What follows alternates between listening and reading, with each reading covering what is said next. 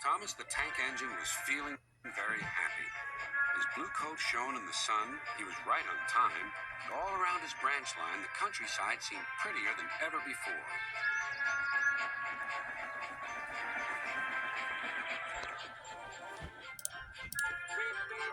Good morning, Percy, he whistled. My branch is the pride of the line, wouldn't you agree? Yes, Thomas, of course, but what, Percy? Out with it. Well, there is another engine with a famous branch line, too. Who? Where? His name's Stepney. He's far away, but Sir Topham Hatt says he may visit us. When? Oh, someday. And Percy hurried away.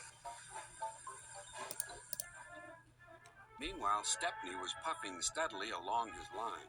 It isn't very long, and that made him feel a little sad. Later, he saw Rusty. The little diesel had helped save Stepney from scrap. Everyone's been so kind. But my railway is so short, and I do miss a good long run. I think you should tell Driver, too, replied Rusty. I'm sure he'll understand. Stepney soon discovered that indeed he did. Do you know, Stepney, I feel just the same way. That evening he had exciting news. Guess what, Stepney? Sir Topham Hatt has invited us to visit the other engines on his railway. Manager agreed. It'll be a really long run to get there. Oh, thank you, sighed Stepney. They set off next morning.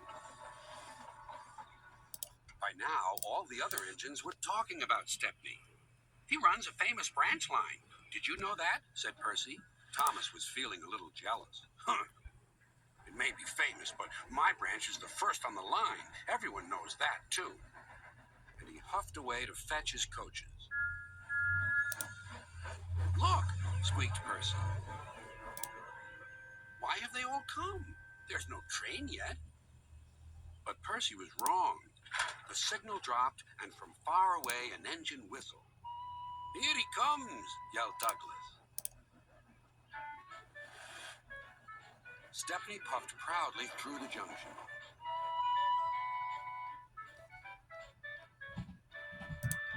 I hope you'll meet Thomas, too, said Edward. You both have branch lines to be proud of. Then Stepney set off to help Duck shunt coaches in the yards. They worked happily together all afternoon. At last, Thomas arrived. Sorry, can't talk. It's time for my last branch line train. Mustn't be late.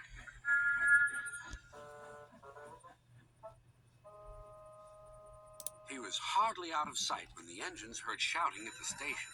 Moments later came the alarm. Stop all trains. The signalman answered the telephone. A special, is it? I see. Thomas was impatient. Why are we waiting? My passengers are being delayed. Sorry, Thomas, said his driver. We're being shunted to allow another train to pass. Soon they heard an unfamiliar puffing sound. There was Stepney with his headlamp swaying and whistle blowing. He gathered speed and disappeared.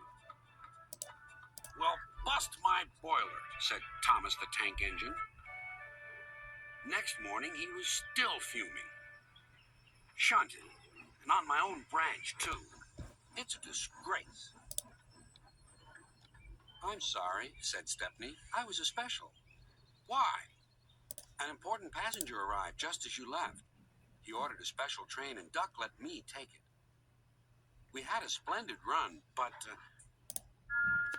finished Thomas, it can make an engine nervous not to know the line.